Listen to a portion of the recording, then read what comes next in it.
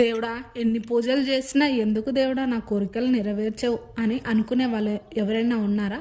ఉంటే ఈరోజు ఈ పూజ చేసుకోండి, ఖచ్చితంగా మీ కోరిక నెరవేరుతుంది. నాకు తెలిసి దేవుళ్ళందరూ ఒకటే, కాకపోతే కొన్ని సమయాలలో చేసే పూజలు తొందరగా నెరవేరుతాయి, కొన్ని పూజలు కొంచెం లేటుగా నెరవేరుస్తాయి. అంతేగాని ఆ టైం వచ్చినప్పుడు ఖచ్చితంగా నెరవేరుతాయి. కాకపోతే ఈరోజు సుబ్రహ్మణ్య షష్ఠి అనమాట. వివాహం కాని వాళ్ళు, సంతానం లేని వాళ్ళు, ఇంట్లో ఆరోగ్య సమస్యలతో బాధపడే వాళ్ళు, అంతేకాకుండా అప్పుల బాధలతో బాధపడేవారు ఈరోజు సుబ్రహ్మణ్య స్వామిని పూజించండి, ఖచ్చితంగా మీ కోరిక అయితే నెరవేరుతుంది. నా జీవితంలో కూడా చాలా ఇంపార్టెంట్, నాకు కూడా ఎన్నో రకాలు నెరవేరాయి అనమాట.